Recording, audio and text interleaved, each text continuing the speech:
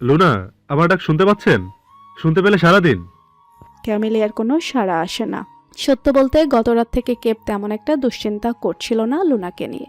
তার মনে এক প্রকার বিশ্বাস কাজ করছিল যে পরিস্থিতি যাই হোক না কেন ক্যামেলিয়া নিজের আত্মরক্ষা করতে পারবে। কিন্তু এখন এই মুহূর্তে এসে তার ভয় হচ্ছে। মনে হচ্ছে কিছু একটা ঠিক নেই। ওই নাকুচু অদ্ভুত প্রকৃতির নেকড়ে কন্যা এই মুহূর্তে কোথায় আছে কে জানে। যার উত্তপ্ত শরীর নিয়ে নিজ বিছানায় শুয়ে কাটাচ্ছে প্রিন্সেস নাওমি। তার মাথার কাছে বসে মাথায় জলপট্টি দিতে ব্যস্ত স্যাফিরা। বিছানার ধারেই দাঁড়িয়ে চিকিৎসকের সঙ্গে কথা বলতে ব্যস্ত আনাস্তাসিয়া। এত বিপদের মাঝে নাওমিকে নিয়েও চিন্তিত সকলে। মেয়েটা যত উড়নচণ্ডী হোক না কেন কিছু কিছু ক্ষেত্রে বড্ড নাজুক কিসিমেরও বলা যায়। এই যেমন গতরাতে পাওয়া ভয় এবং দুশ্চিন্তায় জ্বর বাঁধিয়ে বসে আছে। চিকিৎসক জ্বরের জন্য ভেষজ ওষুধ প্রস্তুত করতে গেলেই আনাস্তাসিয়া এসে নাওমির শিয়রে বসে। স্নেহের সহিত নাওমির হাত ছুঁয়ে নরম স্বরে বলে, ইস, গা পড়ে যাচ্ছে মনে হচ্ছে। স্যাফিরা তখন মেয়ের অবস্থা দেখে ভেঙে পড়েছে। সে ভাঙা গলায় বলতে থাকে, বারবার নিষেধ করি অনুমতি ছাড়া প্রাসাদের বাইরে যেতে, শুনলে না আমার কথা? একটা মেয়েকে এখনো খুঁজে পাওয়া যাচ্ছে না, আর একটা মেয়ে বিছানায় পড়ে গিয়েছে। বিপদ যেন পিছুই ছাড়তে চাইছে না আমাদের। স্যাফিরার কথার পিঠে আনাস্তাসিয়া কিছু বলতে চেয়েও বলল না, নীরব রইল। নিজের আয়ুকে 3 ভাগ করা গেলে সে সেটা ভাগ করে ছেলে আর 2টো মেয়ের নামে দলিল করে দিত। এই জীবনটা টানতে টানতে সে এভাবেও ক্লান্ত হয়ে পড়েছে। শরীর মন দুটোই বিশ্রাম চাই। এই বিশ্রাম বোধহয় একমাত্র ওপারে গেলেই মিলবে। নাওমি জ্বরের ঘরে তখন জগৎ থেকে বিচ্ছিন্ন।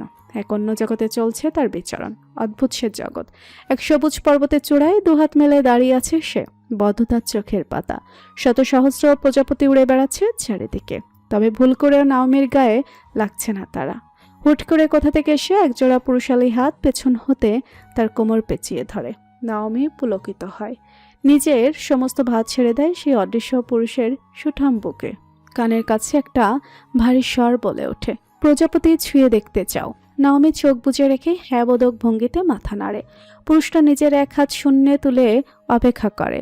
মুহূর্তেই একটা হলুদ রঙের প্রজাপতি এসে তার আঙুলের ডগায় বসে।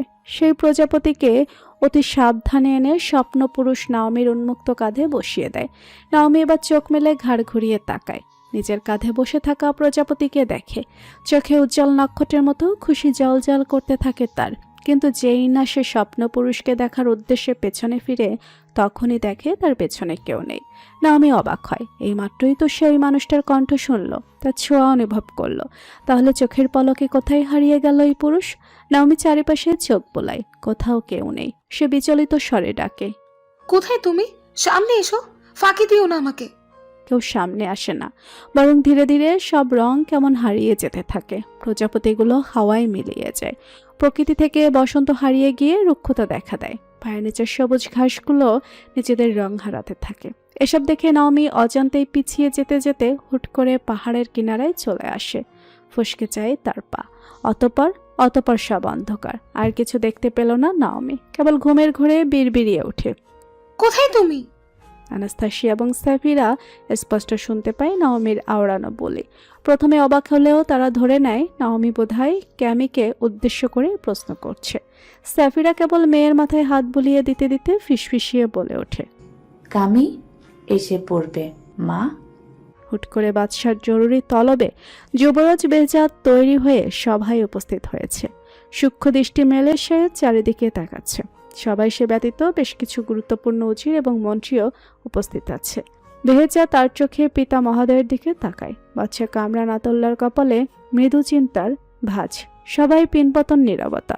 সকলে আগ্রহী দৃষ্টি মেলে দেখছে বাদশাকে। এমন সময় সবাই উপস্থিত হয় এক ভিনদেশী বেশভূষার লোক। পরিচয় তার গ্রিক রাজ্যের দূত। তার সঙ্গে রয়েছে 2 জন সৈন্য, যারা মিলে একটি বিশাল আকৃতির মুখবন্ধ মাটির পাত্র সঙ্গে করে নিয়ে এসেছে। বাদশাকে মাথা নত করে সম্মান প্রদর্শন করে দূত কুটিল হেসে গ্রিক ভাষায় বলে, আমাদের মহান গ্রিক সাম্রাজ্যের কাউন্ট আপনার জন্য একটি বিশেষ উপহার পাঠিয়েছেন বাদশাহ। অনুমতি পেলে আমি তা পেশ করতাম। বাদশা কামরান আতোল্লাহ ভুরুকুচকে লক্ষ্য করে দূতের ঠোঁটের কোণে সেই হাসি। পাশ থেকে একজন উজির দূতের বলা কথা অনুবাদ করে দিতেই কামরান আতোল্লাহ অনুমতি দেন। দূত এবার নিজের সঙ্গে আনা সৈন্য 2 জনকে চোখের ইশারায় কিছু একটা আদেশ করে। সঙ্গে সঙ্গে একজন সৈন্য বদ্ধ পাত্রের মুখ খুলে এবং অপরজন পাত্রের ভেতর থেকে বের করে তুলে ধরে একজন মানুষের কাটা মাথা। মুহূর্তেই সবার সকলে বিস্ফোরিত দৃষ্টি মেলে সেই বীভৎসকর দৃশ্যটা দেখে। বাচ্চা কামরানাতুল্লাহ প্রথমে হতভম্ব হলেও পর মুহূর্তে তিনি চেঁচিয়ে ওঠে। এ কেমন দুঃসাহস! যুবরাজ বেহজাদও রাগে নিজের খাপের তলোয়ার শক্ত করে ধরে, যেন এই মুহূর্তে সেই অসভ্যের বুকে তলোয়ার চালাতে প্রস্তুত। গ্রিক দূত হেসে বলে, দেখুন তো এই কাটা মাথাটি কার, চিনেন কিনা? আপনাদের পাঠানো গুপ্তচর কেমাল, যে কিনা বিনা অনুমতিতে লুকিয়ে আমাদের রাজ্যে প্রবেশ করেছিল। আমাদের কাউন্ট লুকোচুরি খেলা পছন্দ করেন না, তাই সতর্কবার্তা হিসাবে গুপ্তচরের মাথাটা আপনার নিকট পেশ করার দায়িত্ব আমাকে দেন। কামরানাতুল্লাহ ক্রোধের বর্ষবর্তী হয়ে নিচের খাপের তলোয়ার বের করে তেড়ে যায় সেই রাজ্যদূতের নিকট। ধারযুক্ত তলোয়ার দূতের গলার কাছে ধরতে সেই গ্রিক দূত হেসে বলে ওঠে, বেয়াদবি ক্ষমা করবেন বাদশাহ, আমি চাইলে এই মুহূর্তে আমার প্রাণ নিতে পারেন, কিন্তু তাতে আপনার লাভটা কোথায় সেটা একবার ভেবে দেখুন। কাউন্টার ব্যক্তিগত দ্রুতের প্রাণ নেওয়াটাকে সরাসরি আপনার তরফ থেকে যুদ্ধের ঘোষণা হিসাবে ধরে নিন। রাজ্যের এই ক্লান্তি লগ্নে আপনি কি যুদ্ধে জড়াতে আগ্রহী? প্রধান উজির সালেও সুর মিলিয়ে বলে ওঠে, বাচ্চা এমনটা করবেন না, ছেড়ে দিন উনাকে। কামরানাতুল্লাহ রাগে ক্রোধে কিছুক্ষণ অগ্নিদৃষ্টি মেলে দেখে সেই রাজদূতকে, অতঃপর বাধ্য হয়ে ছেড়ে দেয় তাকে। সরে আসে পেছনে, চোখ বুজে বড় বড় নিঃশ্বাস ফেলে তিনি নিজের রাগ দমনের চেষ্টা চালায়। যুবরাজ বেহজাদ এগিয়ে যায় পিতাকে সামলাতে। বিগত দিনগুলোয় পিতার শারীরিক অবস্থান নড়বড়ে স্থিতি সম্পর্কে সে অবগত, তাই সহজেই চিন্তিত হয়ে পড়ে সে। সুযোগে গ্রিক দূত প্রধান উজির সালের সঙ্গে রহস্যময় দৃষ্টি বিনিময় করে। ঠোঁটের কোণে লেপ্টে তার কুটিল হাসি। পুরো জঙ্গল তন্ন তন্ন করে খোঁজা শেষ ইতিমধ্যে। আরন অভ্রান্তের ন্যায় একটা গাছের সঙ্গে হেলান দিয়ে বসে আছে। দেশটি তার শূন্য আকাশের পানে নিবদ্ধ। গধূলি লগ্ন, এখন তাপমাত্রা কমে গিয়েছে বেশ। আকাশ হতে ধীরে ধীরে তুষারপাত হতে শুরু করেছে। আরনের বাদামি চুলগুলো এলোমেলো, আগোছালো, মুখের অবস্থাও বিধ্বস্ত। ভেতরটা শূন্যতাই খা খা করছে। অপরাধ বোধে নিজেকে শেষ করে দিতে ইচ্ছে করছে। একটাই তো দায়িত্ব ছিল তার, নিজের মেয়েকে সকল প্রকার বিপদ থেকে রক্ষা করা। এই সামান্য দায়িত্ব পালনে ব্যর্থ হলো সে। আরনের সামনেই দাঁড়িয়েছে কাউন্ট ইয়ান। বনের দুশ্চিন্তায় সেও নাওয়া খাওয়া দাওয়া ভুলে গতরাত থেকে জঙ্গলে পড়ে আছে, কিন্তু ফলাফল শূন্য। কে জানে কোথায় আছে তার বোন, ঈশ্বর রক্ষা করুক। ইয়ান এবং আরনকে ঘিরে দাঁড়িয়েছিল ম্যাথেও, জোসেফ, ক্লারিয়াস এবং নেকটেপালের সকলে। কাউন্ট ইয়ানের আদেশে আজ সকালে জোসেফ বাস্কোভ প্রাসাদে গিয়ে ক্রিয়াস সহ নেকটেপালের সকলকে ক্যামেলিয়া নিখোঁজ হওয়ার ব্যাপারটা জানায়, যেন তাদের সহায়তায় ক্যামেলিয়াকে সহজে খুঁজে পাওয়া যায়। কিন্তু সকলের চেষ্টা বিফল হয়েছে। ক্যামেলিয়াকে কোথাও খুঁজে পায়নি তারা। হুট করে ইয়ান লক্ষ্য করে চারিপাশে সকলে উপস্থিত থাকলেও প্রধান সেনাপতি কেপ কোথাও নেই। আজ সকাল থেকে বিচ্ছিন্ন হয়ে সকলে ক্যামেলিয়ার খোঁজ করা শুরু করার পর থেকেই আর কেপ ফিরে আসেনি। কোথায় গিয়েছে কে জানে। ইয়ানের ভাবনার মাঝে ঘোড়া দৌড়ানোর শব্দ শোনা যায়। সকলেই নড়ে চড়ে উঠে উদ্গ্রীব নয়নে পেছনে ফিরে তাকায়। কুয়াশা আচ্ছন্ন প্রকৃতি চিরে ধীরে ধীরে স্পষ্ট হয়ে ওঠে একটা দৃশ্য। সাদা রঙের একটা ঘোড়ার পিঠে বসে প্রধান সেনাপতি কেপ, তার বুকে অচেতন অবস্থায় পড়ে আছে নেকড়েপালের লুনা ক্যামেলিয়া। গায়ে জড়ানো সেনাপতির কালো রাঙা কুলাক। দূর হতে ক্যামেলিয়ার অবয়ব দেখতেই আরন ঝড়ের গতিতে এগিয়ে যায়। ঘোড়া সম্পূর্ণ থামার অপেক্ষাও করে না, তার আগে এক টানে মেয়েকে নিজের পাজাকলে তুলে নেয়। বুকের সঙ্গে জড়িয়ে ধরে বিড়বিড়ে ওঠে, ক্যামি, বাবার জান, ঠিক আছো তুমি? বলতে বলতে আরন লক্ষ্য করে ক্যামেলিয়ার রক্তে ভেজা গাউনের একাংশ স্তব্ধ হয়ে যায়। সে চোখের সামনে ভেসে ওঠে বহু পুজোর পূর্বের এরকমই একটা দৃশ্য। নিষ্প্রাণ স্বরে কেপকে উদ্দেশ্য করে প্রশ্ন করে, কি হয়েছে ওর? কেপ ঘোড়া ছেড়ে নামে, ক্লান্ত স্বরে বলে, ট্রান্সিলভেনিয়ার সীমানা পারে পরিত্যক্ত এক খালের সঙ্গে থাকা ফাঁদে খুঁজে পেয়েছি ওনাকে। হাত থেকে রক্ত ঝরছিল, চেতনা শূন্যও ছিল। রক্তপাত বন্ধ করার জন্য হাতে ভেষজ পাতা দিয়ে প্রাথমিক পট্টি করে দিয়েছি, কিন্তু ওনার অবস্থা ভালো মনে হচ্ছে না আমার। আরন আর এক দণ্ড অপেক্ষা করলো না। চোখের পলকে সে নিজের মেয়েকে নিয়ে নিজ প্রাসাদের উদ্দেশ্যে প্রস্থান করলো। তার পিছু পিছু একে একে সকলে প্রস্থান করলো। কাউন্ট ইয়ানও যাওয়ার পূর্বে কেবের কাঁধে হাত রেখে ধন্যবাদ জানায়। সেই সঙ্গে আদেশ করে ক্যামেলিয়াকে পাওয়া গেছে এই খবরটা যেন প্রাসাদে রাজমাতার কাছে পৌঁছে দেওয়া হয়। কাউন্ট প্রস্থান করতে কেব একা কিছুক্ষণ দাঁড়িয়ে রয়। তার শার্ট এবং দুহাতে শুকিয়েছে রক্তের ছাপ। সেই রক্তের দিকে কিছুক্ষণ শূন্য দৃষ্টি মেলে তাকিয়ে থাকে কেপ। এটা কিসের রক্ত, মানুষ নাকি নেকড়ের? নিজের রাজকীয় বিছানায় গায়েলি আছো অবস্থায় বসে আছেন বাদশাহ কামরান আতউল্লাহ। ওনার পাশে বসে ওনার দেখভাল করতে ব্যস্ত বাদশাহ বেগম আয়েশা। আজ সবার পর থেকেই বাদশাহ বুকে সূক্ষ্ম ব্যথা অনুভব করছে আবারও। অদ্ভুত চিনচিনে সে ব্যথা প্রকাশ না করলেও ভেতরে ভেতরে ব্যথাটা ক্রমশ অসহনীয় পর্যায়ে গিয়ে ঠেকছে। ওনার স্ত্রী বোধহয় কিছুটা আন্দাজ করতে পারছেন ওনার শারীরিক পরিস্থিতি, তাই তো বারবার সতর্ক দৃষ্টি মেলে স্বামীর মুখভঙ্গি লক্ষ্য করছেন তিনি। হুট করে কামরার দরজায় করাঘাতের শব্দ হতে বাদশাহ নড়ে চড়ে বসেন। গম্ভীর স্বরে ভেতরে প্রবেশের অনুমতি দেন দ্বাররক্ষীকে। দ্বাররক্ষক মাথা নত করে কামরায় প্রবেশ করে বলে ওঠে, আসসালামু আলাইকুম বাদশাহ, যুবরাজ এসেছেন, আপনার দিদারের অপেক্ষা করছেন। এই মুহূর্তে পুত্রের সঙ্গে দেখা করা কিংবা কথা বলার পরিস্থিতিতে নেই বাদশাহ, তাই তিনি সাফ নিষেধ করে দেন। যুবরাজকে জানাতে বলে যে তিনি কাল দেখা করবেন। দ্বাররক্ষক আদেশ মেনে বেরিয়ে যেতে নিলেই একটা অপ্রত্যাশিত ঘটনা ঘটে। যুবরাজ বেহেজাত কারো তোয়াক্কা না করে বিনা অনুমতিতে কক্ষে প্রবেশ করে। ছেলের এরকম কাণ্ড দেখে বাদশাহ বেগম হতভম্ব হয়ে বিছানা ছেড়ে উঠে দাঁড়ায়। বাদশাহ কামরান আতউল্লাহ ছেলের কর্মে ক্ষিপ্ত হয়ে বলে ওঠেন। এ কেমন দুঃসাহস? বেহেজাত মাথা নত করে সালাম পেশ করে বলে, স্পর্ধা মর্যাদা করবেন না বাবা, কিন্তু এই মুহূর্তে আপনার সঙ্গে কথা বলাটা জরুরি বলে মনে করেছি। কাল পর্যন্ত অপেক্ষা করা সম্ভব নয় আমার পক্ষে। বাদশাহ চোখের ইশারায় দ্বার রক্ষককে প্রস্থানের আদেশ দিল। প্রহরী চলে যেতেই কামরান আতউল্লাহ ধীর পায়ে হেঁটে গিয়ে বিছানার মাঝ প্রান্তটায় বসেন। কিছুটা দম নিয়ে তিনি ছেলেকে উদ্দেশ্য করে বলে ওঠেন, কি সেই গুরুত্বপূর্ণ কথা? আয়েশা বারবার চোখের ইশারায় ছেলেকে দমানোর চেষ্টা করছেন।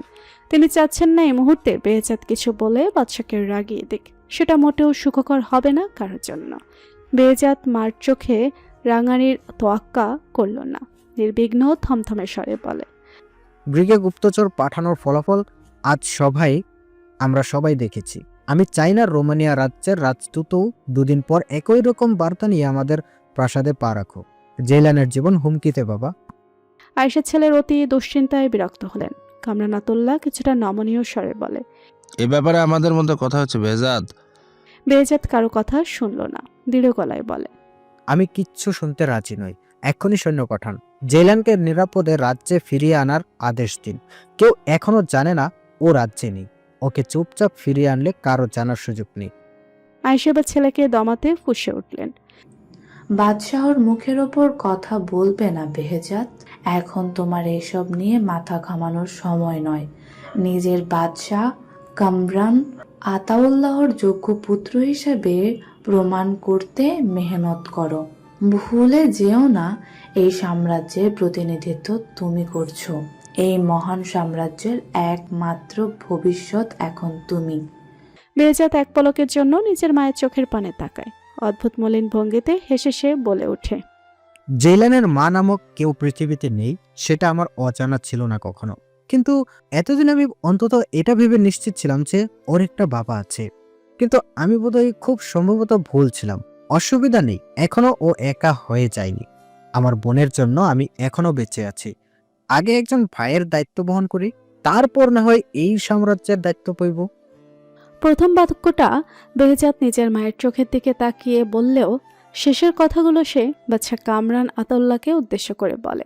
নিজের কথাটুকু শেষ করেই সে দৃষ্টিনত করে সালাম দিয়ে কক্ষ ছেড়ে বেরিয়ে যায়।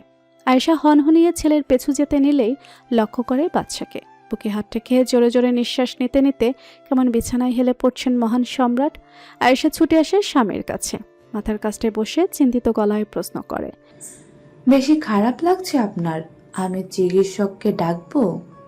কামরান আতউল্লাহ কোনো মতে মাথা নেড়ে না বলে। আয়েশা উদ্বেগ মিশ্রিত ভঙ্গিতে কিছু বলতে নেবে, তার পূর্বেই কামরান আতউল্লাহ ইশারা করেন ওনাকে একা ছেড়ে দিতে। আয়েশা স্বামীর আদেশ মানতে বাধ্য। সে এক প্রকার অস্থিরতা নিয়েই কামরা ছেড়ে বেরিয়ে যায়। তবে দরজার ওপারে গিয়েই দাঁড়িয়ে রয়। একাকী কক্ষে বিছানায় শুয়ে শূন্যের দিকে তাকিয়ে রয় কামরান। ছেলের বলে যাওয়া কথাগুলো ওনার কানে প্রতিধ্বনিত হচ্ছে বারবার। কেউ না বুঝুক, কিন্তু পরম করুণাময় তো জানেন যে কামরান নিজের সকল সন্তানকেই ভালোবাসেন। তিনি জানেন ওনার সম্মতি না পেলেও জেইলান যে কোনো মূল্যে ওই অভিশপ্ত সাম্রাজ্যে যেতই। রাজকুমারী জেইলানের ভেতর জ্বলতে থাকা প্রতিশোধের আগুন কি এত সহজে নিববে? আর বেহেজাত, জেইলানের সঙ্গে কি করে বেহেজাতকে যাওয়ার অনুমতি দিত কামরান? বেহেজাত এই সাম্রাজ্যের ভবিষ্যৎ, আল্লাহ না করুক বেহেজাতের কিছু হয়ে গেলে সাম্রাজ্য ধসে পড়বে। রাজপরিবারের নীতি অনুযায়ী এই সাম্রাজ্য পরিচালনার দায়িত্ব কেবল বংশের বয়োজ্যেষ্ঠ যুবরাজই পাবে। বর্তমানে কামরানের পর বয়োজ্যেষ্ঠ এবং একমাত্র যুবরাজ বেহজাত। রাজ্যের আশার প্রদীপকে হায়ানাদের গুহায় কি করে পাঠাতেন বাদশাহ কামরান আতুল্লাহ। বাস্কো প্রাসাদ তখন নিশিরাতের অন্তরালে তলিয়ে, তবে প্রাসে উপস্থিত নিশাচর নেকড়েদের চোখ সজাগ। প্রত্যেকেই উদ্গ্রীব হয়ে অপেক্ষা করছে আলফা কন্যা লুনার জ্ঞান ফেরার। কেবল নেকড়ে নয়, সেখানটায় উপস্থিত আছে একজন মানুষও। মানুষটি আর কেউ নয় বরং রাজমাতা আনাস্তাসিয়া। ক্যামেলিয়ার খোঁজ পাওয়া গিয়েছে, এই খবরটা পেতেই তিনি ছুটে এই প্রাসাদে আসেন। যদিও ইয়ান, ম্যাথিউ, জোসেফ, ক্লাডিয়াসও উপস্থিত ছিল সন্ধ্যা পর্যন্ত, কিন্তু আনাস্তাসিয়া সকলকে ফিরে যাওয়ার আদেশ দেয়। প্রাসাদে কত দায়িত্ব, ইয়ানের জন্য প্রাসাদে থাকাটা গুরুত্বপূর্ণ বেশি। কাউন্ট ইয়ান যাওয়ার আগে জানিয়ে গিয়েছে আগামীকাল সে আবার আসবে বোনকে দেখতে। সারাদিন পেরিয়ে গিয়েছে, ক্যামেলি এখনও অচেতন অবস্থায় ঘুমে মগ্ন। একাকী কক্ষে আরন মেয়ের শিওরে বসে অপলক তাকিয়ে থাকে। বুকের ভয় এবং যন্ত্রণা এখনো কমেনি তার। প্রতিটা মুহূর্তে হৃদয় মুচড়ে উঠছে। চিকিৎসক জানিয়েছে ক্যামেলিয়ার সুস্থ হতে বেশ সময় লাগবে। রূপার প্রভাব যেমন তার নেকড়ে সত্তাকে সম্পূর্ণ দুর্বল করে দিয়েছে, তেমনি বুলেটের প্রভাব তার মনুষ্য সত্তাকে ভঙ্গুর করে দিয়েছে। আরন ফোঁস করে নিঃশ্বাস ফেলে। ক্যামেলের এই দুটো সত্তা একসঙ্গে বয়ে চলা যে কতটুকু কঠিন তা সে কখনো কাউকে বলেনি।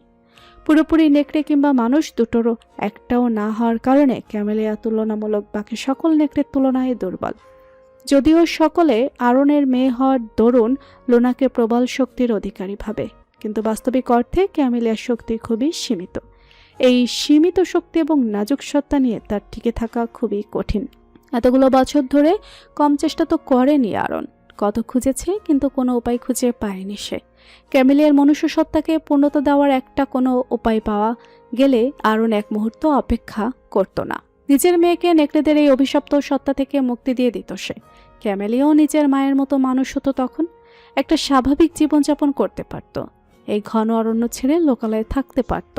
আরনের গভীর ভাবনার মাঝে কামরার দরজা খাট করে শব্দ করে খুলে যায়। কামরায় প্রবেশ করে আনাস্তাসিয়া। দীর্ঘ এগিয়ে গিয়ে ক্যামেলিয়ার মাথার কাছটায় বসে। নিজের বোনের মতো দেখতে অবিকল মুখশ্রী পানে তাকিয়ে রয় কতক্ষণ। অতপর সময় নিয়ে ভাগ্নির কপালে চুমু খায়। আরন নীরবে উঠে কক্ষ থেকে বেরিয়ে যায়। দরজার ওপারে পালের অনেকেই দাঁড়িয়েছিল।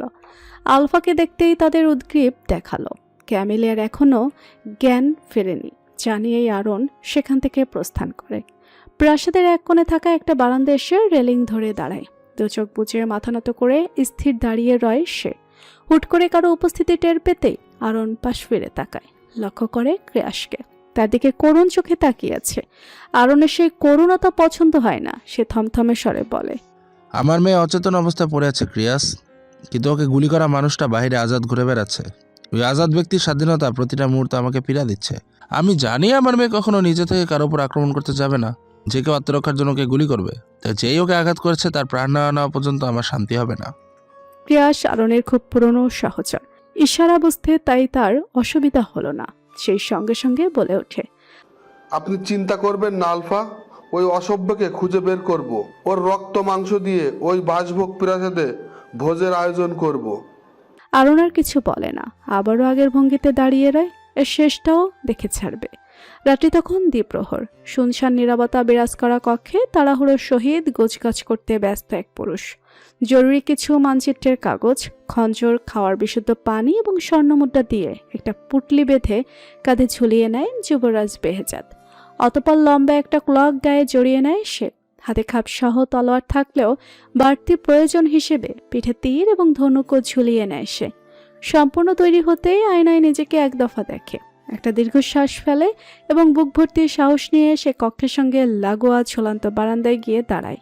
বারান্দার রেলিংয়ের সঙ্গে পূর্ব প্রস্তুতি স্বরূপ একটা মোটা দড়ি বেঁধে রাখা আছে। এখন কেবল অপেক্ষা সঠিক সময়ের। অবশেষে সঠিক সময় আসে। প্রাসাদ প্রাঙ্গণের উত্তর দিক থেকে ভেসে আসে শোরগোলের শব্দ। মুহূর্তে সকল সৈন্য ছুটে যায় সেই পানে। বারান্দা হতে নিচে উকি দিতেই দেখা যায় জায়গাটা এখন কঠোর নিরাপত্তা এবং প্রহরী মুক্ত। বেহেজাত এবার দড়িটা দুহাতে ধরে বাঁধনের দৃঢ়তা পরীক্ষা করে নেয়। একবার নিশ্চিত হতেই সে এক হাতে শক্ত করে দড়ি ধরে আর এক হাতের সাহায্যে রেলিং টপকে ওপারে গিয়ে দাঁড়ায়। শেষবারের মতো ফিরে তাকায় নিজের কামরার দিকে। বেজাত স্পষ্ট দেখে বিছানার উপর রাখা চিঠিটা। অতবার মনে মনে বিসমিল্লা বলে দড়ির সাহায্যে খুব দ্রুতই সে নিচে পৌঁছে যায়। পাজোড়া ভূমি স্পর্শ করতেই যুবরাজ বেহজাদ বিন্দুমাত্র সময় অপচয় করে না। দ্রুত চারিদিকে সতর্ক দৃষ্টি বোলাতে বোলাতে পৌঁছে যায় প্রাসাদের পেছনের দিকে, প্রাচীর প্রান্তে। হুট করে কারো পদধ্বনির শব্দ শুনতে বেহজাদ বোঝা ঝাপের আড়ালে লুকিয়ে পড়ে। লক্ষ্য করে একজন প্রহরী এদিকটায় টহল দিচ্ছে। বেহজাদ কিছুক্ষণ অপেক্ষা করে। প্রহরী চলে যেতে এসে সাবধানতার সহিত আড়াল হতে বেরিয়ে আসে। এবার বেশ দক্ষতার সহিত বেহজাদ প্রাচীর বেয়ে ওঠে, টপকে অপর প্রান্তে চলে যায়। বেরিয়ে আসে প্রাসাদের সীমানা থেকে। এক দৌড়ে চলে যায় প্রাসাদ থেকে অনেকটা দূরে। দূর হতে একজনকে দেখতেই সে তার নিকটে এগিয়ে যায়। অপেক্ষমান যুবক বেহজাদকে দেখতে দৃষ্টি নত করে সালাম দেয়। বেহজাদ নিচু স্বরে সালামের জবাব দিয়ে প্রশ্ন করে। সব প্রস্তুত আছে? যুবক আত্মবিশ্বাসের সঙ্গে জবাব দেয়। জি যুবরাজ, আপনার বেশভূষা দেখে কেউই আনন্দ করতে পারে না যে আপনি যুবরাজ বেহজাদ। নিশ্চিন্তে এই ঘোড়া নিয়ে বন্দরে পৌঁছে যান আপনি। ওখানে লতিফ নামে একজন আপনার জন্য অপেক্ষা করছে। উনি আপনাকে জাহাজে করে রোমানিয়া পৌঁছে দিবে, কেউ টের পাবেন না। বেহজাদ মৃদু হেসে যুবকের কাঁধে হাত রেখে বলে। অসংখ্য ধন্যবাদ তোমাকে। যুবক সঙ্গে সঙ্গে জবাব দেয়। লজ্জা দিবেন না যুবরাজ, আপনার জন্য জীবন দিতে প্রস্তুত। এই সামান্য সাহায্য করতে পেরে আমি ধন্য। বেহজাদ তার জন্য নিয়ে আসা ঘোড়ার পিঠে চড়ে বসে। শেষবারের মতো দূর হতে নিজের প্রাসাদকে এক ঝলক দেখে নিয়ে সে ঘোড়ার লাগামটা বুঝে নেয়। চার পায়ের প্রাণীটা বাতাসের বেগে ছুটতে শুরু করে। ছোটবেলা থেকে শৃঙ্খলতায় বেড়ে ওঠা যুবরাজ এই প্রথম সকল নিয়মনীতির শিকল ভেঙে নিজের সিদ্ধান্তে কিছু করতে চলেছে। মনে মনে দৃঢ় সংকল্পবদ্ধ সে। সেই হায়ানাদের ভিড় হতে আদরে বোন জৈলানকে নিয়েই রাজ্যে ফিরবে সে। যাত্রাটা সহজ হবে না তা বেহজাদের অজানা নয়, তবে সে সকল কিছুর জন্য প্রস্তুত। প্রতিশোধ, দায়িত্ব এবং বোঝাপড়ার এই যাত্রায় সে মোটেও হেরে ফিরবে না। রাত পেরিয়ে নতুন দিনের সূচনা হয়। বিছানায় ঘুমন্ত ক্যামেলিয়া হুট করেই চোখ পিটপিট করে মেলে তাকানোর চেষ্টা করে। কণ্ঠে স্পষ্ট মৃদু আর্তনাদ ভেসে আসে। কক্ষে উপস্থিত আরন লক্ষ্য করে মেয়ে চোখের পাপড়ি নড়ছে। সে ছুটে ক্যামেলিয়ার সামনে এসে বসে। কণ্ঠে সবটুকু কোমলতা ঢেলে দিয়ে বলে, আমি জান, ঠিক আছো তুমি? ক্যামেলিয়া ক্ষীণ দৃষ্টি মেলে তাকায়। ঝাপসা চোখে দেখে নিজের বাবাকে।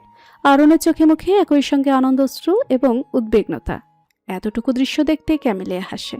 আদুরে গলায় বলে, আমার আবার কি হবে? কান্নাকাটি করবে না তো বাবা? খুব নাটকীয় লাগে এসব। মেয়ের কথা শুনে আরনও হাসে। মেয়ের এক হাত ধরে হাতের উপর পিঠে চুমু খায়। হাত ছেড়ে কপালেও স্নেহের পরশ বুলায়। ক্যামেলিয়া পেটে স্নেহে চোখ বুজে নেয়। আরন এবার মেয়েকে প্রশ্ন করে, হাতে ব্যথা করছে? ক্যামেলিয়া মিথ্যা বলে না। মাথা নেড়ে জানায় যে তার হাতে ব্যথা হচ্ছে। আরন বলে, ধীরে ধীরে সুস্থ হয়ে যাবে তুমি। তোমার নেকড়ের সত্তা খুব দুর্বল হয়ে পড়েছে রূপার বুলেটের প্রভাবে। দ্রুত সুস্থ হতে তোমাকে কোনো মানুষকে আহার হিসেবে নেওয়া আবশ্যক। ক্যামেলিয়া চমকায়। উঠে বসার চেষ্টা করে সে। আরন এসে মেয়েকে অছুয়া ভঙ্গিতে বসতে সাহায্য করে। ক্যামেলিয়া এবার করুণ স্বরে বলে, অসম্ভব। আমি মানুষদের রক্ত মাংস খাই না বাবা, কখনোই সম্ভব না আমার পক্ষে। আরন মেয়ের দুহাত নিজের হাতের মুঠোয় নিয়ে বলে, নিজের অবস্থাটা একবার দেখো ক্যামি, ভীষণ দুর্বল তুমি। না বললেও জানি শরীরে অসহ্যকর যন্ত্রণা হচ্ছে। মানুষের রক্ত মাংস এখন তোমাকে শক্তি জগতে কার্যকরী ভূমিকা পালন করবে। কথাটা শুনো তুমি। ক্যামেলিয়া শুনতে নারাজ। সে প্রতিবাদ করে বলে, আমি কখনো কোনো মানুষকে ক্ষতির উদ্দেশ্যে ছুঁয়ে দেখিনি বাবা। আমার মা ওদের একজন ছিল। আমার বিবেক হারাতে হবে এই কাজ করার আগে। প্রয়োজন হলে আমাকে কোনো পশু শিকার করে এনে দাও। আমি কোনো অভিযোগ ছাড়াই পশুর রক্ত মাংস হাড় চিবিয়ে খাবো।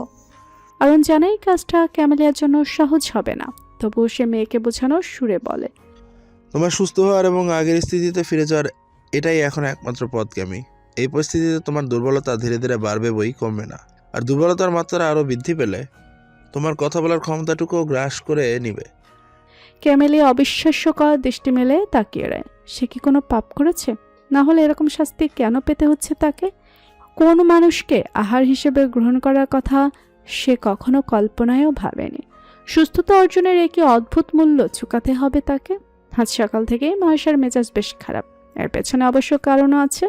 জোসেফ এবং তার পুত্র ক্লাডিয়াস দুজনেই গভীর রাত করে বাসায় ফিরে। সকালে বেরিয়েও যায় মায়েশার নামাজ শেষ হওয়ার আগে আগেই। নিজের ছক অনুসারে মায়েশা কিছুই জানতে সক্ষম হচ্ছে না। এই বাসায় থেকে তার সময় অপচয় ব্যতীত আর কিছুই হচ্ছে না, অথচ তার হৃদয় প্রতিশোধ অনলে পুড়ে ছাই হয়ে যাচ্ছে। তার উপর নামাজ পড়া নিয়ে মায়েশার বেশ ঝামেলা পোহাতে হচ্ছে। এখানে কোনো মসজিদ না থাকার দরুন আজান শোনা যায় না, ফলস্বরূপ প্রত্যেক ওয়াক্ত নামাজ মায়েশার নিজ আন্দাজে নিয়াত করে আদায় করে নিতে হচ্ছে। বাকিটা কবুল করার মালিক আল্লাহ। গতকাল দুপুরে আরও একটা ঘটনা ঘটেছে। মায়েশা যখন জোহরের নামাজ আদায় করছিল তখন জোয়ানরা তাকে কামড়ে এসে দেখে ফেলে। নামাজ শেষে মায়েশাকে এক প্রকার জেরা করতে শুরু করে। জোয়ানরার ভাষ্যমতে এরকম কিছু সে কখনো দেখেনি। মায়েশা তখন জোয়ানরাকে ভেঙে বুঝায় নামাজ হলো মুসলিমদের প্রার্থনার মাধ্যম। জোয়ানরা আরও বিস্তারিত জানতে চাইলে মায়েশার নিজ ধর্ম নিয়ে বিশদ আলোচনা করতে হয়। আজ মায়েশা সিদ্ধান্ত নিয়েছে যে সে জোয়ানরাকে ছলে কৌশলে জেরা করবে। যেহেতু জোসেফ, ক্লাডিয়াস এবং এন্ড্রু তিনজনই রাজপ্রাসাদের জন্য কাজ করে, সেহেতু নিশ্চয়ই জোয়ানরার প্রাসাদ নিয়ে কিছু ধারণা আছে। ভাবনা অনুযায়ী কাজে লেগে পড়ে মায়েশা। রান্নাঘরে ভেড়ার গোস্ত কাটতে ব্যস্ত জোয়ানরা শিওরে গিয়ে দাঁড়ায়। সাহায্যের অজুহাতে প্রশ্ন করে ওঠে। মাতুষা, একটা প্রশ্ন করি? হ্যাঁ অবশ্যই, বলো। আপনি কখনো রাজপ্রাসাদে গিয়েছেন? জোয়ানরা অবাক হয়ে পাল্টা প্রশ্ন করে। হুট করে এই প্রশ্ন? মায়েশা সাজিয়ে মিথ্যে বলে। আমি কখনো আমার রাজ্যের রাজপ্রাসাদ স্বচক্ষে দেখিনি। আসলে খুব একটা বাসার বাইরে বেরিয়ে হওয়া হয়নি। শুনেছি প্রাসাদ নাকি রূপকথার গল্পের মতো চোখ ধাঁধানো সুন্দর হয়। যেহেতু আপনার পরিবারের এত জনের প্রাসাদে আসা যাওয়া আছে, সেহেতু ভাবলাম আপনি কখনো প্রাসাদ দেখেছেন কিনা। আমার প্রশ্নে আপনি বিব্রত বোধ করলে দুঃখিত। জোয়ানরা হেসে বলে। আরে বোকা মেয়ে, বিব্রতবোধ কেন করব? বেশ অনেকবারই রাজপ্রাসাদে যাওয়া হয়েছে আমার। আমাদের রাজমাতা ও কাউন্ট রিকার্ডোর বিবাহে উপস্থিত থাকারও সৌভাগ্য হয়েছিল আমার। আমার দেখা শ্রেষ্ঠ বিবাহ অনুষ্ঠান ছিল সেটি। মায়েশার মনোযোগ আরো গাঢ় হলো। সে প্রশ্ন করে, কাউন্ট রিকার্ডো? হ্যাঁ, আমাদের বর্তমান কাউন্টের পিতা ছিলেন তিনি। খুব অল্প সময় ওনাকে কাউন্ট হিসেবে পেয়েছিলাম আমরা। মায়েশা গভীর ভাবনায় মগ্ন হলো। জোয়ানরা মিটিমিটি হেসে বলে, তোমাকে একটা গোপন কথা বলি। মায়েশা আগ্রহী স্বরে বলে, অবশ্যই বলুন। বর্তমানে তুমি যেই কামরাটায় আছো, এককালে সেই একই কামরায় আমাদের কাউন্টেস আনাস্তাসিয়া বেশ কিছুদিন ছিলেন। তখনও তিনি এক সাধারণ রমণী ছিলেন। কে জানতো এই সাধারণ রমণী একদিন এই সাম্রাজ্যের কাউন্টেস হবেন। আলবার্টদের প্রণয় কাব্য তো সম্পূর্ণ রোমানিয়া জুড়ে জনপ্রিয়। হোক সেটা লিও এবং ম্যারি কিংবা রিকর্ডো এবং আনাস্তাসিয়া, এই বংশের সকল পুরুষদের রক্তেই বোধহয় প্রেমিকার জন্য জীবন উৎসর্গের ব্যাপারটা মিশে আছে।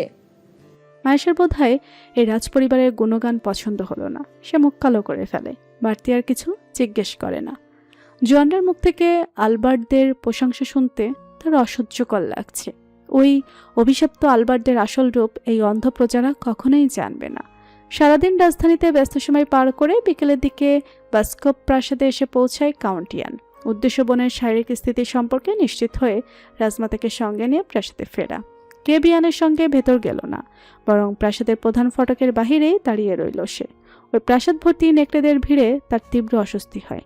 আশেপাশে তাকে কাউন্টের অপেক্ষা করতে ব্যস্ত কেপ হঠাৎ লক্ষ্য করলো দুজন নেকড়ে মানব প্রাসাদের দিকে তীব্র গতিতে আসছে। কেপ কিছুটা ভয় পেয়ে সরে দাঁড়ায়। স্পষ্ট দেখে তাদের একজনের কোলে একটা ছোট্ট নিথর শিশুর দেহ। বয়স কত হবে বাচ্চাটার? আনুমানিক 7 কিংবা 8। মুখ এবং শরীর অস্বাভাবিক রকমের ফ্যাকাশে। প্রধান সেনাপতি কেউ এই দৃশ্যের মর্মার্থ ঠাউর করতে পারে না।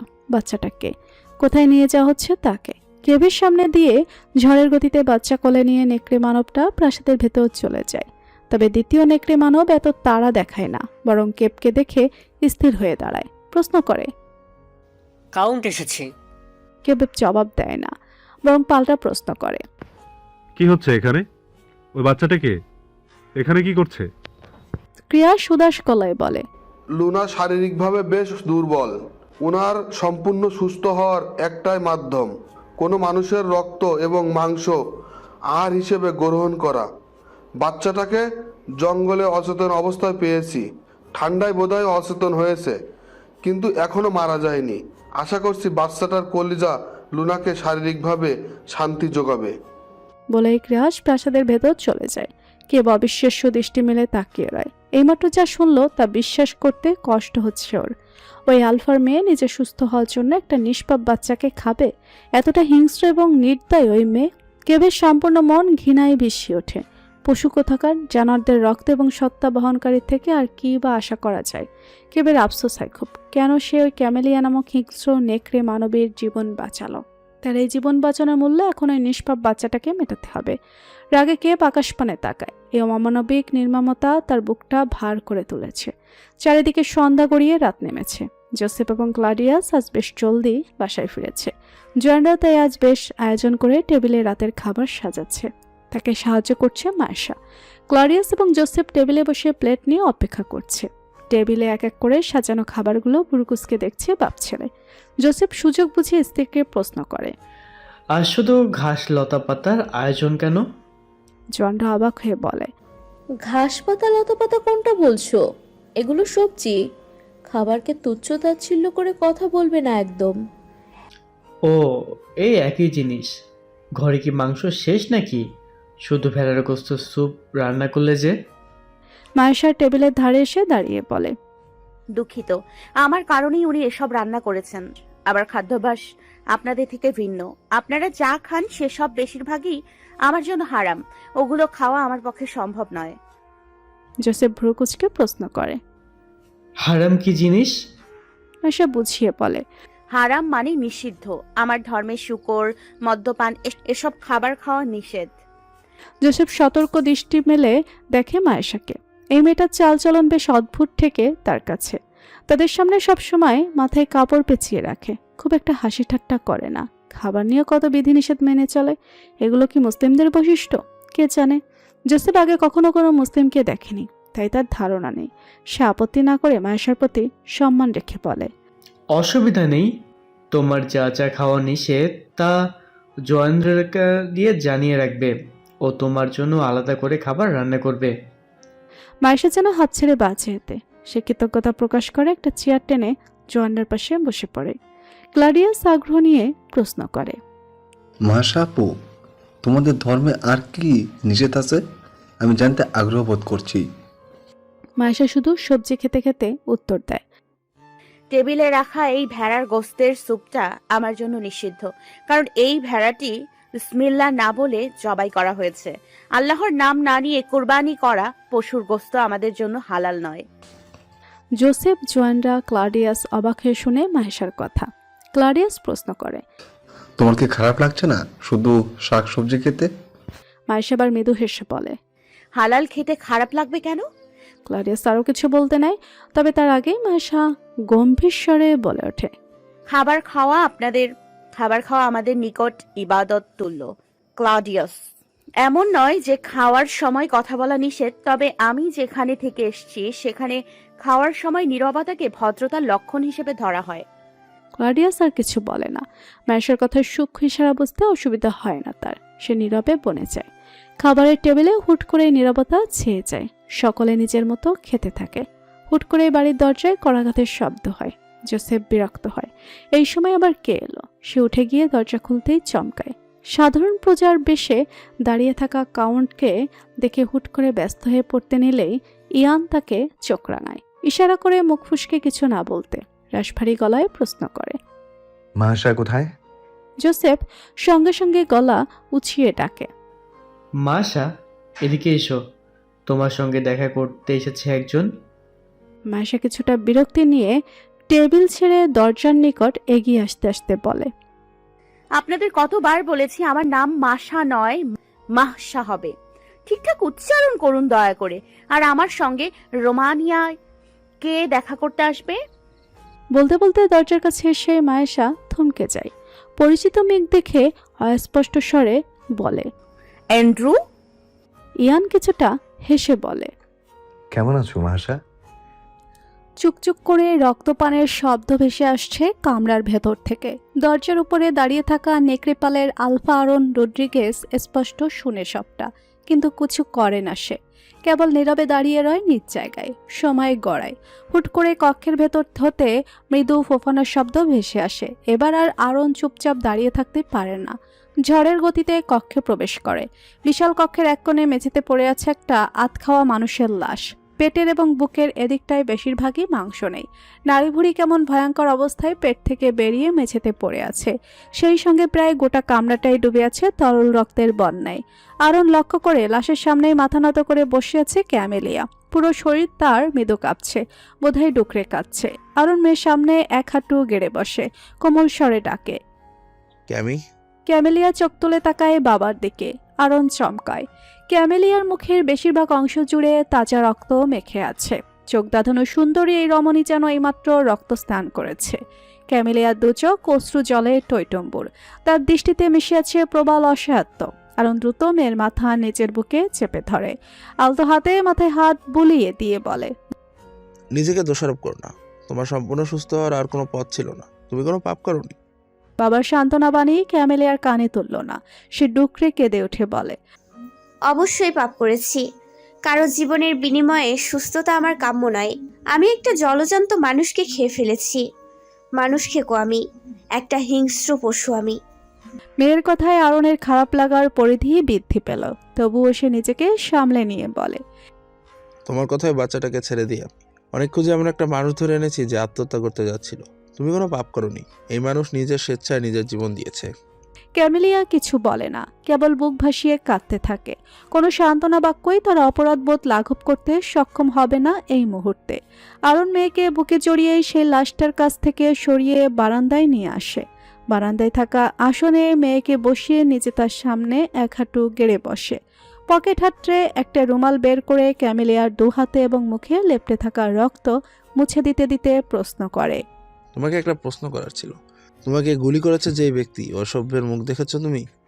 বাবার প্রশ্নের পিঠে ক্যামেলিয়া কান্না বিরতি নেয়। ভেজা চোখে বাবার দিকে তাকায়, আরন উত্তরের অপেক্ষায়।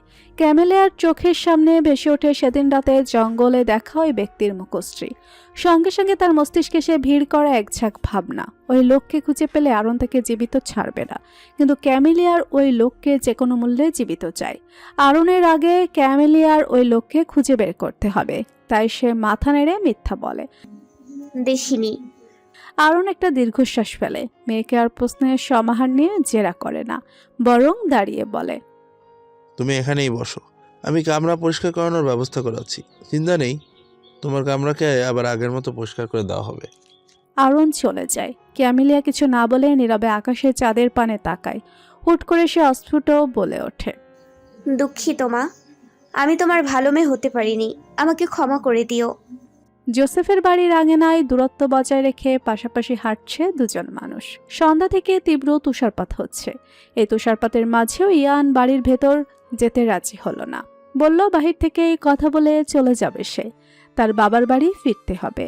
ইয়ানের মুখের উপর তাকে আর জোর করে না জোসেফ কিংবা জোয়ানরা।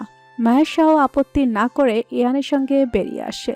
ইয়ান ধীর কদমে বরফ কণায় পা মারিয়ে প্রশ্ন করে, এখানে কোনো অসুবিধা হচ্ছে তোমার? মায়েশা দৃষ্টিনত রেখে উত্তর দেয়, খুব একটা না। শুনেছি তোমার পরিবার নেই। যাদের সঙ্গে থাকতে তাদের কাছে ফিরে যেতে ইচ্ছুক। আমি জাহাজের ব্যবস্থা করে দিব। মায়েশা এই পর্যায়ে চোখ তুলে প্রশ্ন করে, তুমি নৌপথের সৈন্য? পাল্টা প্রশ্নে ইয়ান কিছুক্ষণ নীরব রয়। মায়েশার কৃষ্ণ চোখের পানে তাকিয়ে স্পষ্ট গলায় বলে, না, আমি যুদ্ধের ক্ষেত্রে ময়দানে থেকে লড়াই করি। জলপথে আমার কোনো কাজ নেই। মায়েশা মাথা নত করে ছোট করে ওহ বলে। ইয়ান লক্ষ্য করে মায়েশা অতি সাবধানে নিজের ফিরে যাওয়া সংক্রান্ত প্রশ্নটা এড়িয়ে গিয়েছে। সে তাই আর এ ব্যাপারে কিছু না বলে কথা ঘোরাতে প্রশ্ন করে, কেমন লাগছে আমাদের রাজ্য? মায়েশা মুখ কালো করে বলে, কি জানি, রাজ্যের কিছুই তো দেখিনি। বিগত দিনগুলো এই বাড়ির সীমানার ভেতরেই আবদ্ধ আছি। বলতে বলতে অসাবধানতা বশত বরফের কারণে পিচ্ছিল ভূমিতে পা রাখার ফলস্বরূপ মায়েশার পা পিছলে যায়। ভারসাম্য বিগড়ে পড়ে যেতে নিলেই ইয়ান দ্রুত এক হাত বাড়িয়ে তার হাত ধরে ফেলে। বাড়ির ভেতর থেকে জানালা দিয়ে উঁকি মেরে তাদের উপর নজর রাখা জোসেফ এই দৃশ্য দেখেই আঁতকে ওঠে, বিড়বিড়িয়ে ওঠে, গেল রে, কাউন্ট গেল। টেবিলে বসে খাবার খেতে ব্যস্ত জোয়ানরা স্বামীর এরকম আচরণে বিরক্ত হয়। কপট রাগ দেখিয়ে বলে, জোসেফ নিচু স্বরে বলে, ওসব তুমি বুঝবে না। রাজ্য পাহারা দেওয়ার থেকে কাউন্টারের হৃদয় পাহারা দেওয়া বেশি জরুরি। বাপের মতো যদি অন্য রাজ্যের মেয়ের প্রেমে পড়ার মতো অঘটন ঘটিয়ে ফেলে। ক্লডিয়াস খেতে খেতে জবাব দেয়, অহেতুক চিন্তা করছো বাবা। কাউন্ট বোকা নন। উনি কেন ভিন্নধর্মী কারোর প্রেমে পড়বেন? জোসেফ ছেলের দিকে ঘাড় ঘুরিয়ে তাকিয়ে বলে, বেটা, এই রাজ্যে এক ভ্যাম্পিয়ার এক মানুষের প্রেমে পড়ে নিজের জীবন বিলিয়ে দিয়েছে। এই ছেলে সেই প্রণয়ের ফল। উনি যে ভিন্নধর্মী কারো প্রেমে পড়ে কিছু উৎসর্গ করবে না, তার কোনো নিশ্চয়তা আছে? কথাটুকু শেষ করে জোসেফ বাহিরের দিকে তাকাতেই চমকে গেল। দ্রুত পায়ে জানালা থেকে সরে এসে দরজার দিকে দৌড়ে এলো। জোসেফের এরকম আচরণে জোয়ানরা এবং ক্লাডিয়াস চমকালো। তারা একই সঙ্গে প্রশ্ন করে উঠল। কি হয়েছে? জোসেফ সে প্রশ্নের উত্তর দিল না, বরং দরজা খুলে বাহিরে বেরিয়ে যায় দ্রুত পায়ে। তবে ততক্ষণে যা ঘটার ঘটে গিয়েছে। তার বাড়ির উঠোন জনমানব শূন্য। দূরে টকবক শব্দ তুলে চলে যাচ্ছে একটা ঘোড়া, যেই ঘোড়ার পিঠে বসে দুই ভিন্ন ধর্ম এবং জাতীয়তার মানুষ। জোসেফ সেই পানে তাকিয়ে বিড়বিড়িয়ে ওঠে, সর্বনাশ! প্রকৃতি বড্ড নিষ্প্রাণ। চারিদিকে তীব্র নিস্তব্ধতা। মেঘে ঢাকা পড়ে আছে গোলাকার চাঁদ। রাতের আবছা অন্ধকারের মাঝেই রাজ্যের রাজধানীর বুকে বিচরণ চলছে এক শুভ্ররঙা ঘোড়ার।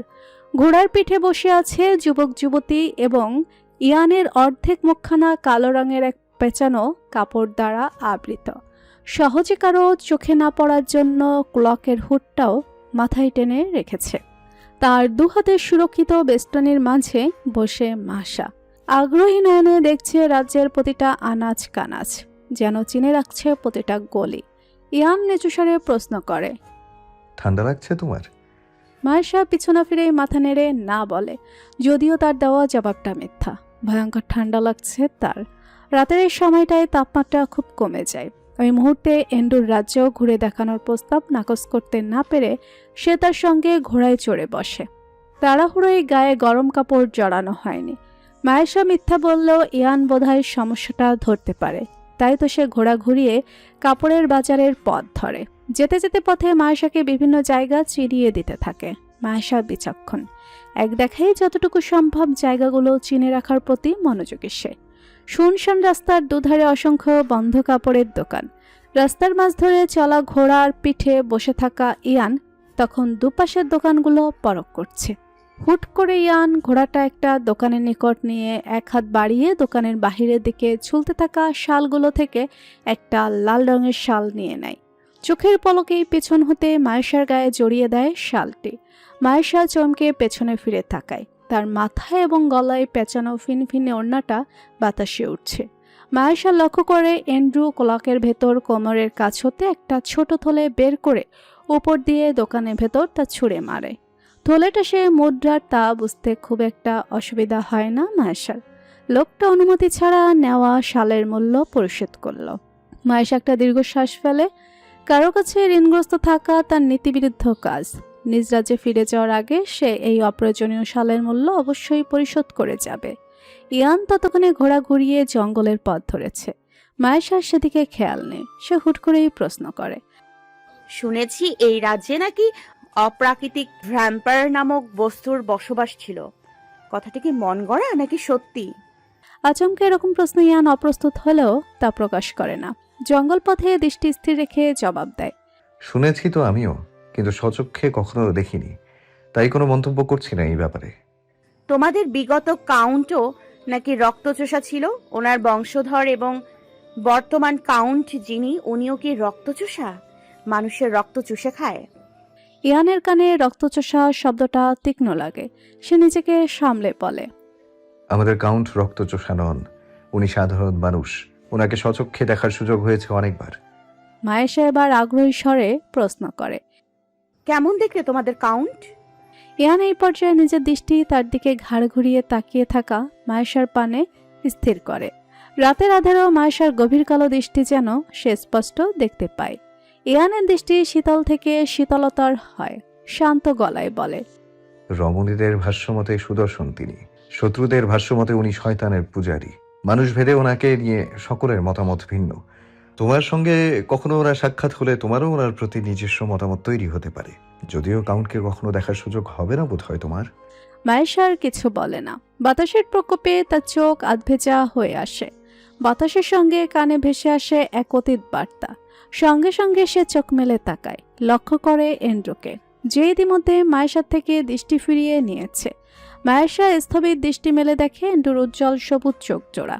এই মুহূর্তে তার কেন জানি এন্ড্রুকে কোনো মানুষ বলে মনে হচ্ছে না, বরং কোনো রূপকথার গল্পের বর্ণনা অনুযায়ী চরিত্র মনে হচ্ছে। মায়েশার সঙ্গে সঙ্গে নিজের দৃষ্টি নত করে ফেলে। ঠিক সেই মুহূর্তে ঘোড়াটা থেমে যায়। এন্ড্রু অর্থাৎ ইয়ান বলে ওঠে, সামনে তাকাও মাহাশা। এন্ড্রুর কথা অনুযায়ী মায়েশা সামনের পানে তাকায়।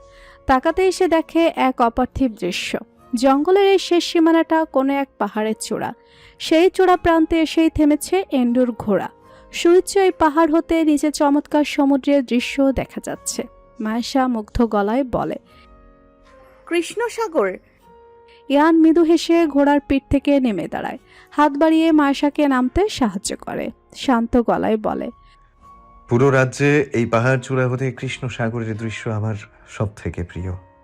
মায়েশা বিমুগ্ধ দৃষ্টি মেলে পাহাড় প্রান্তে গিয়ে দাঁড়ায়।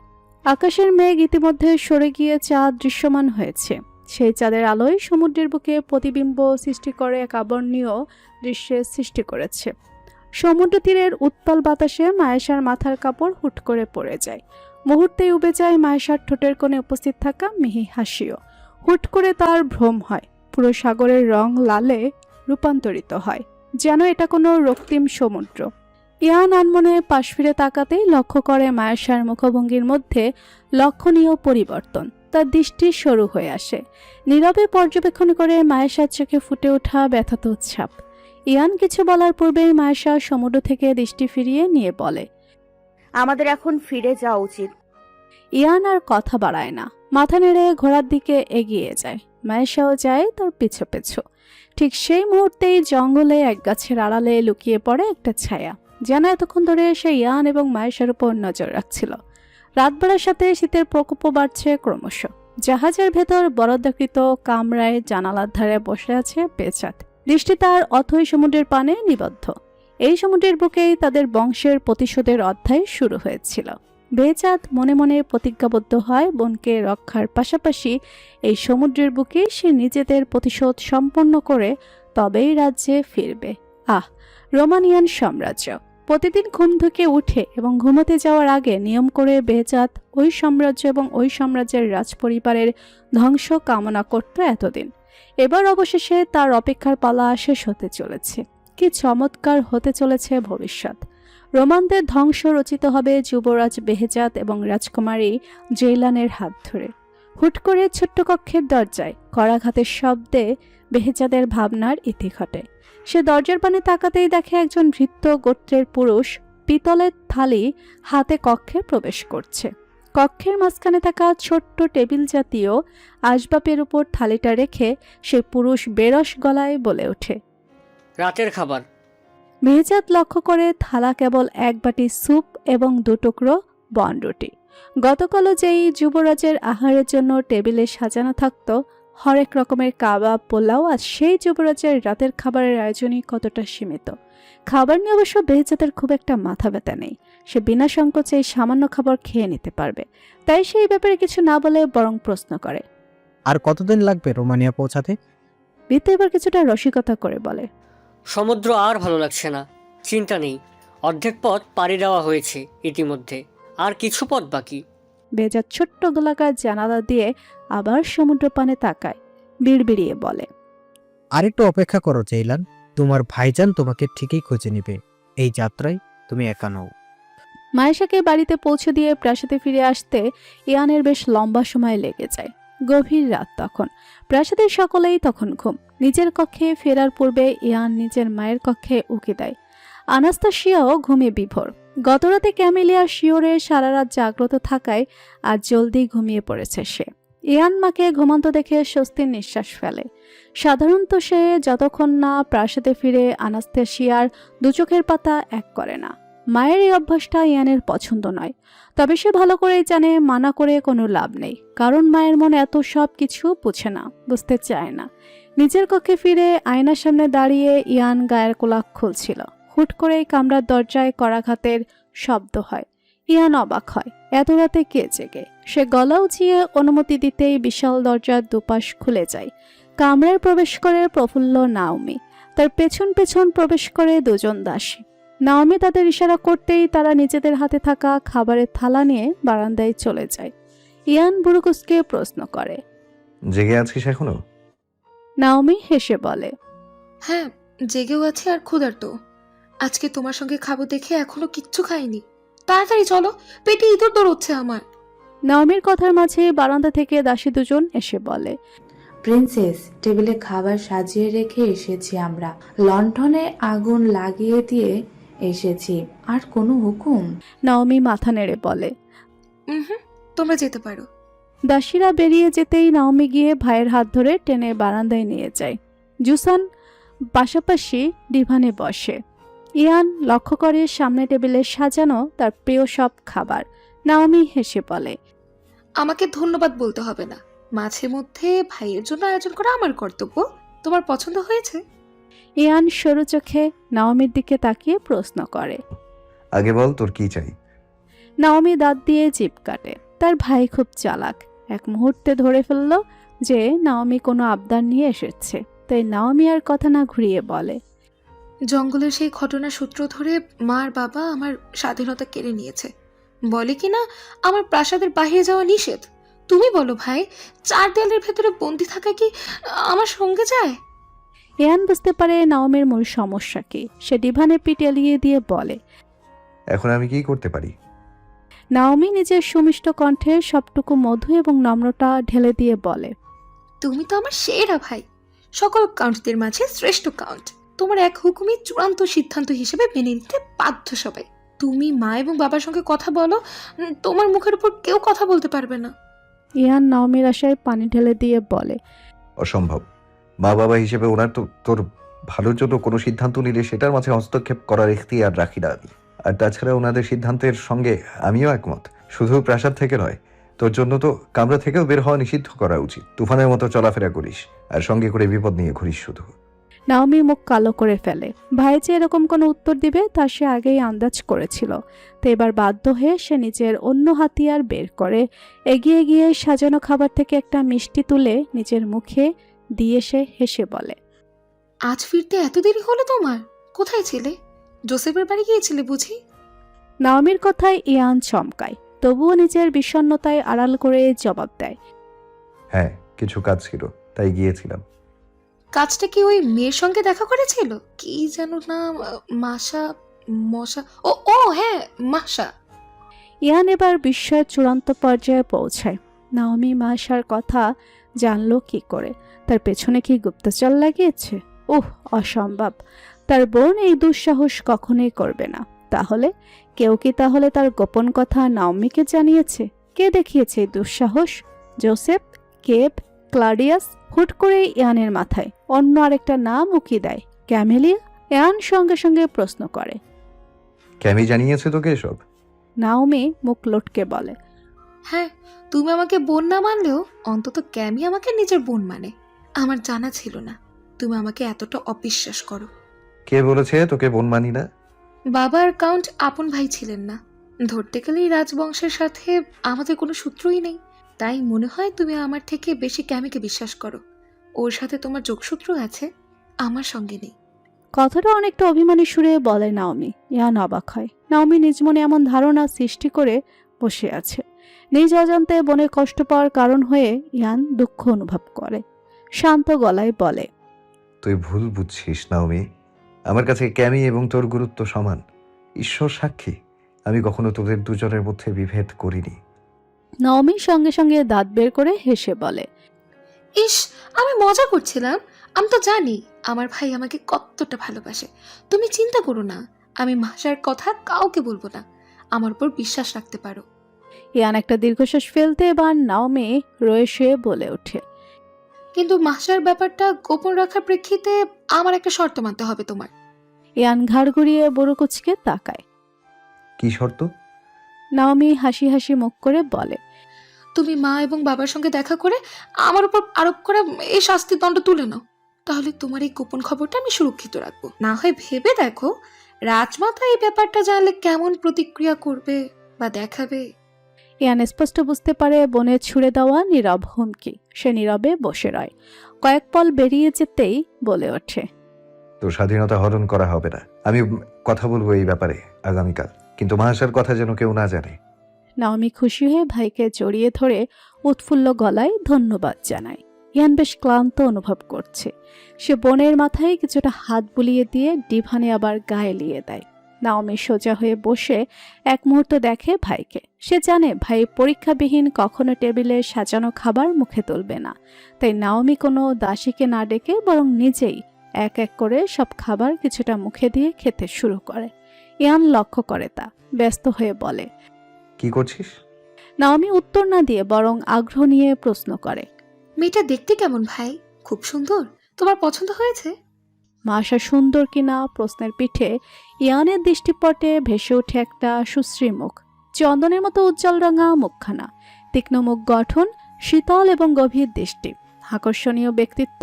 এতদূর ভাবতে ইয়ান বাস্তবতায় ফিরে আসে। অনিচ্ছুক ভান দেখিয়ে বলে, মেয়েটা মুসলিম। অহেতুক প্রশ্ন করে বিভ্রান্তি ফেলিস না আমাকে। শীঘ্রই ওকে ওর রাজ্যে ফেরত পাঠাবো আমি। ক্যামেলিয়ার শারীরিক স্থিতি গত দুদিনে ধীরে ধীরে পূর্বের অবস্থায় ফিরে এসেছে। তবে এখনও সে অনেকটা নজরবন্দি অবস্থায় আছে। সারাক্ষণ তার আশেপাশে কেউ না কেউ প্রহরীর ন্যায় ঘুরঘুর করছে। ক্যামেলিয়া ভালো করে জানে সব তার পিতার আদেশেই হচ্ছে। তবে ব্যাপারটা তার কাছে বেশ বিরক্তিকর ঠেকে। দুদিনে হাঁপিয়ে উঠেছে সে। অবশেষে জঙ্গলের ভেতর এই নেকড়ে ভর্তি প্রাসাদে আর মন না টেকায় সে বাধ্য হয়ে নিজের বাবার কাছে আবদার করে যে সে 2 দিনের জন্য রাজধানী হতে ঘুরে আসতে চায়। আরন মেয়েকে কোথাও যেতে দিতে নারাজ। ক্যামেলিয়া বেশ আকুতি করে বলে যে সে নিজের সঙ্গে করে খেয়াল রাখার জন্য কৃণাকে নিয়ে যাবে। আরন তবুও রাজি হচ্ছিল না। তবে একটা পর্যায়ে মেয়েদের সামনে বাধ্য হয়ে হার মানতে হয় তাকে। ক্যামেলিয়াকে অনুমতি দেয় রাজধানী যাওয়ার, তবে সঙ্গে করে শর্ত জুড়ে দেয় যে এক মুহূর্তের জন্য যেন কৃণার নজরের বাহিরে না যায় সে। বাবার শর্ত মেনে নিয়ে ক্যামেলিয়া খুশি মনে কৃণাকে সঙ্গে নিয়ে সিবিউ প্রাসাদে উপস্থিত হয়। সকলের সঙ্গে দেখা করে যখন সে কাউন্ট ইয়ানের সঙ্গে দেখা করতে রাজসভার দিকে যেতে নেয়, তখনই প্রতিমধ্যে সাক্ষাৎ হয় তার প্রধান সেনাপতি কেবের সঙ্গে। না চাইতেও ক্যামেলিকে দেখে কেবের কদম থামাতে হয়। সুস্থ সবল ক্যামেলিকে দেখে তার অন্তরে ঘৃণার পারদ যেন আরো কয়েক গুণ বেড়ে যায়। তবুও সে বাধ্য গলায় বলে, স্বাগতম লুনা। ক্যামেলিয়ার ঠোঁটের কোণে মিহি হাসি। সে তার পিছনে উপস্থিত কৃণাকে উদ্দেশ্য করে বলে, তুমি কক্ষে ফিরে আমার অপেক্ষা করো কৃণা। ক্যামেলিয়ার কথাটা যেন কৃণার বিশেষ পছন্দ হলো না। সে তীক্ষ্ণ দৃষ্টি মেলে দেখল কেপকে। কৃণার ধারণা মতে তাদের লুনা ক্যামেলিয়া বোধহয় সেনাপতির প্রতি আগ্রহী। তার এই ধারণা যদি সত্যি হয় তাহলে ব্যাপারটা কি ভয়ঙ্কর হবে ভাবতেই তার মেজাজ গরম হয়। তবুও সে কোনো প্রতিবাদ না করে ক্যামেলিয়ার আদেশ পালন করে। কৃণা প্রস্থান করতেই ক্যামেলিয়া কেপকে প্রয়োগ করে। কেভের সেই দৃষ্টি সহ্য হয় না। সেও প্রস্থানের উদ্দেশ্যে পা বাড়াতে নিলেই ক্যামেলিয়া এক হাত তুলে তার পথ রোধ করে দাঁড়িয়ে রয়। কেভ সঙ্গে সঙ্গে আশেপাশে তাকায়। ভাগ্যিস আপাতত কেউ এদিকটাই নেই। প্রধান সেনাপতি কেভ এই পর্যায়ে ক্যামেলিয়া চোখে চোখ রেখে বলে ওঠে, পথ কেন রোধ করছেন? ক্যামেলিয়া আবেদনময়ী ভঙ্গিতে এক হাত কেভের বুকের বাঁ পাশটায় রেখে নিচু স্বরে বলে, শুনেছি ওদিন আমাকে উদ্ধারকারী বস্তুটি তুমি ছিলে। আমার জীবন বাঁচিয়েছ। আমার তরফ থেকে একটা ধন্যবাদ প্রাপ্য নিয়ে। অন্য সময় হলে বোধহয় ক্যামেলিয়ার এই বিনা অনুমতিতে করা স্পর্শকে কেব না চাইতেও প্রশ্রয় দিত। কিন্তু বর্তমানে এই পরিস্থিতিতে দাঁড়িয়ে তার নিকটে স্পর্শ বিষতুল্য মনে হচ্ছে। সে এক ঝটকায় ক্যামেলিয়ার হাত সরিয়ে গম্ভীর স্বরে বলে, আপনার মতো একটা নোংরা নেকড়ের জীবন বাঁচানোর আফসোস ঈদের মধ্যে পড়ছি আমি। তাই আমার থেকে যথাসম্ভব দূরে থাকুন। আর আপনার এই হুটহাট অনুমতিবিহীন কাছে আসার অভ্যাসটা আমার দৃষ্টিতে আপনাকে বেলাজ হিসেবে চিহ্নিত করে। নেকড়েদের রাজ্যে আপনি আলফার মেয়ে হতে পারেন, তবে লোকসমাজে আপনার মূল্য শুধুমাত্র একটা পশুর সমান। এখন থেকে অনাধিকার চর্চা করার পূর্বে এই কথাগুলো মাথায় রাখবেন। নিজের কথা শেষ হতেই কেপ ক্যামেলিয়ার পাশ কেটে গটগট পায়ে সেখান থেকে প্রস্থান করে। ক্যামেলিয়া স্তব্ধ মূর্তির ন্যায় আপন জায়গায় দাঁড়িয়ে রয়। কেবের বলে যাওয়া প্রত্যেকটা শব্দ তার মস্তিষ্কে সুইয়ের মতো বিঁধেছে।